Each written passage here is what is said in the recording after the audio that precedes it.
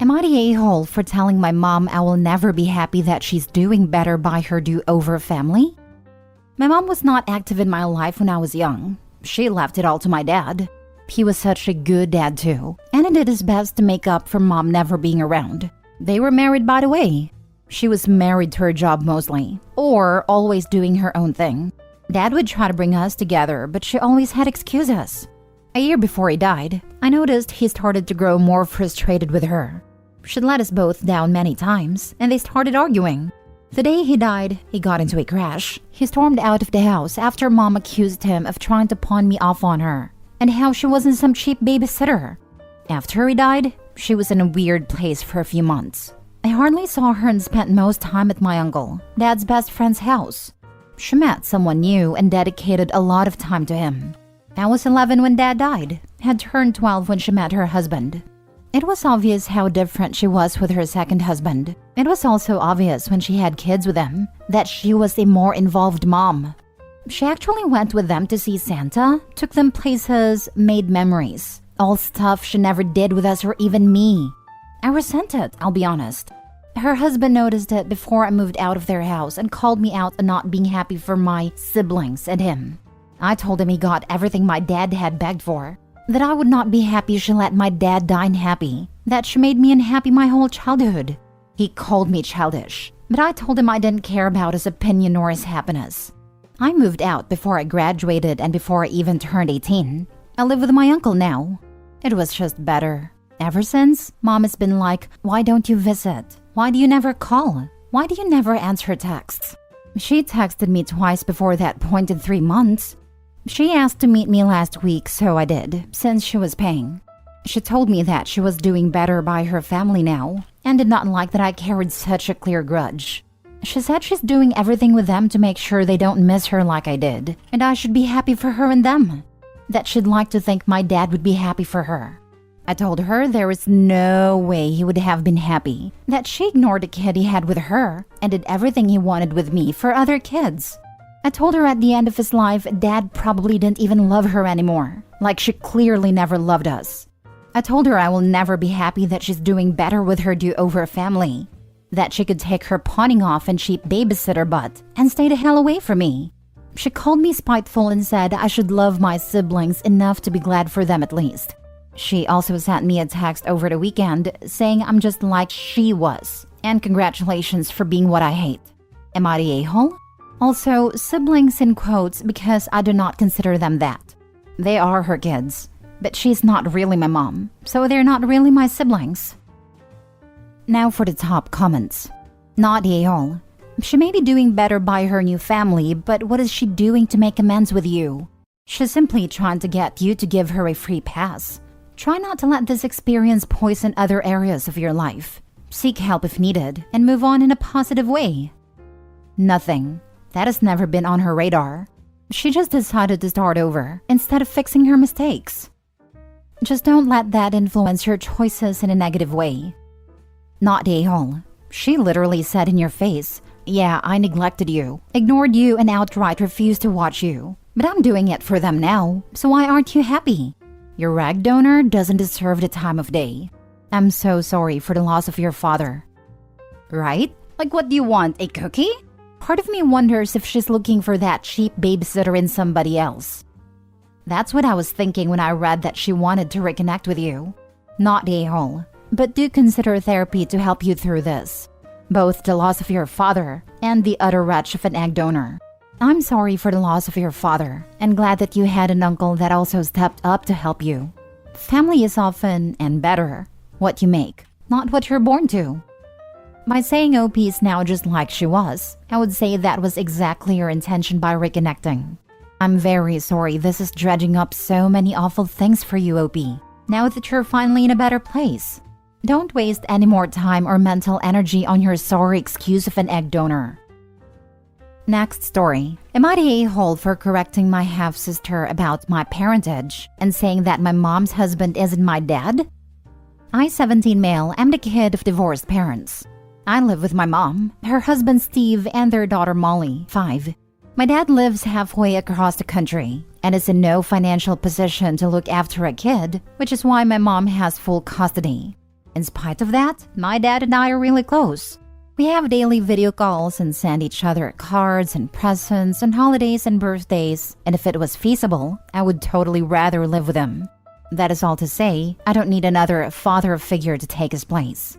Anyway, the other day Molly referred to Steve as me and Opie's daddy, and I corrected her. That he is her daddy, not mine. Molly looked dismayed and asked me what I meant and asked, "Does that mean you're not my brother?" I explained to her that I have a different dad, and that her dad is my mom's husband, but that doesn't mean he's my dad. I reassured her that I'm still her brother, and I love her and so on. Steve shot me a death glare, and my mom just looked sad. Molly seemed to accept my answer, and we carried on with what we are doing. Later, my mom took me aside and told me she was sad that I hadn't accepted Steve yet, and called me petty and cruel for pushing your issues on a little kid. She said that, like it or not, Steve is her husband, so that makes him my father figure and that I need to find room in your heart for both of your dads. I told her that Steve is not and never will be my dad, and told her that just because you hate my real dad doesn't mean I have to throw him away like you did. I was worried I would lose my temper even more than I already had and left the situation to cool off. In the time since, Molly has been asking me incessant questions about my dad and why my mom left him. She slept with her gym buddy, but I'm not going to tell Molly that until she's older. So for now, the story is that my mom just fell out of love with my dad. Steve has been avoiding me like the plague and being passive-aggressive when we have to interact, and my mom has been bugging me to apologize to him. She's also been trying to find excuses for me to skip my video calls with my dad, but I'm not going to ever do that. Still, I'm worried I may have opened a can of worms I won't be able to close. Am I the a-hole? Not the a-hole at all, buddy. Your mom cheated on your dad, broke up their marriage, and expects you to treat her husband the same as your dad? She's the a-hole here. Steve is an innocent victim unless he's the aforementioned gym buddy she cheated with. I get him wanting to be close to his stepkid too. As long as he isn't pushing a father-son relationship too hard and is an otherwise decent person, I'd cut him some slack. He might just be hurt and think you hate him. Maybe try for an uncle-nephew style relationship with him if it's comfortable for you. But your mom? Yikes. She's trying to force it way too hard, and that will never work. Just don't let any well-deserved bitterness towards your mom spill over to Steve, unless he really deserves it though. I have a few friends who are step-parents, and it's rough. No, Steve was not the one she cheated with. That guy dumped her after 2 weeks when he realized he'd have to deal with me. Lol. Anyway, not to rant, but in short, I don't like Steve because he treats me like a little kid. Literally one time he tried to make me go to bed at 7:30 because that was Molly's bedtime. He calls and or texts me every 30-ish minutes when I'm out of the house because apparently I could be kidnapped at any times. I am cordial and polite with him, nothing more, nothing less, and plan to speak to him as few times as possible once I move out. Not the a-hole, and for once on the sub, we have an evil stepdad story, lol. In all seriousness, you have no obligation to accept anyone as your dad if you don't want to. All you did was tell your sister the truth, a truth she was going to find out anyway, and I think you did it in a very respectful and gentle way. Your mom trying to force you to connect with her husband and trying to drive a wedge between you and your real dad is concerning.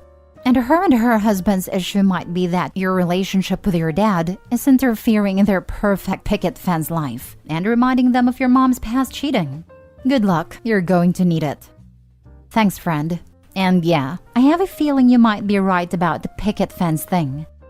Next story. Am I the a-hole for disobeying my mom and stepdad and telling my half-sister the truth? So, I, 17 female, have a sister, Leah, 10 female. Leah and I share the same mom, but my stepdad is her dad. My dad died a few months before my mom got married. My parents were not together when he died, and I knew my stepdad while my dad was still alive. My stepdad, for years, has tried to take over as the dad in my life. He wanted to adopt me and change my name. He tells people I'm his daughter and that he's my dad. My mom does the same. She was really angry with me for a couple of years for putting an end to the adoption dream. Then they decided that Leah didn't need to know, and so they have always told her we're full sisters, and it just took them a while to have her. Leah has often questioned why I call her dad by his name. It has always been something I have told my mom and stepdad they need to fix, because I would tell her the truth someday. They said I was not allowed to, that I could see this as a chance to let my stepdad be just my dad, and to stop with the childish nonsense that I have been keeping up for the last decade. Leah grew more and more questioning about it. So, a few weeks ago, after telling my mom it would happen, I told her the truth. I showed her photos of my dad, told her I still loved her, but that her dad was not mine. She asked if I disliked her dad, and I told her simply he could never replace my dad. She told me she'd feel the same way if hers died and mom remarried. I told her I was glad she understood. She asked me if it made me sad or mad when people said a wrong thing about him being my dad. I said it did, that I didn't like it much, but that I tried to not hold it against people. When my mom and stepdad realized I told Leah, they were so angry.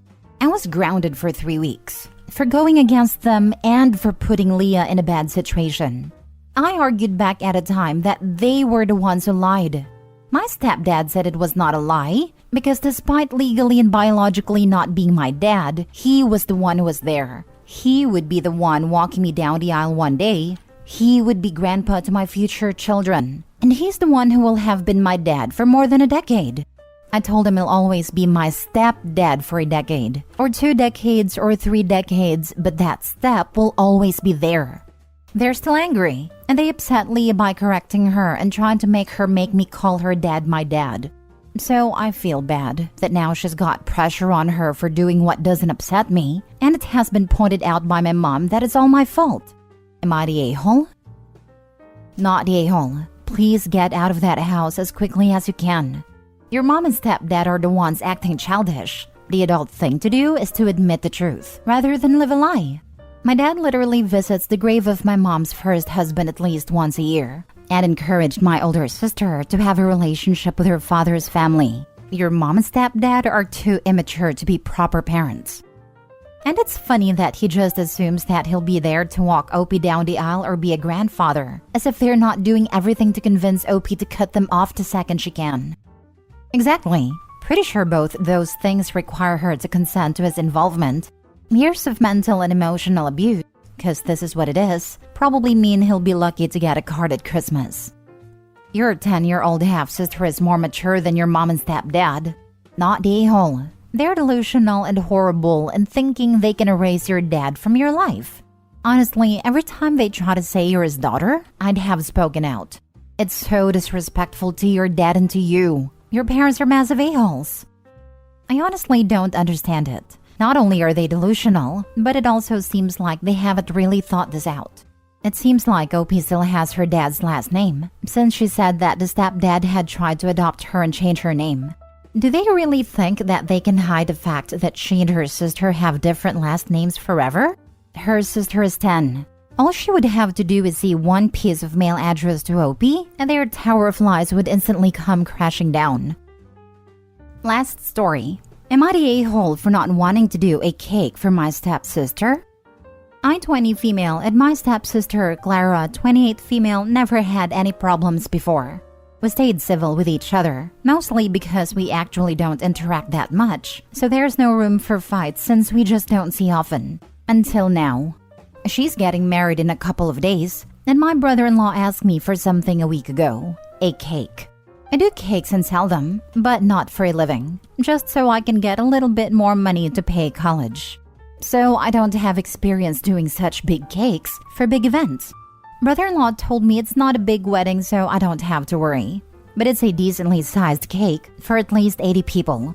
Still big, but something I can manage. So I said yes. I sent Clara a message asking for specifications, and she replied with screenshots of cakes from Pinterest. Nothing more.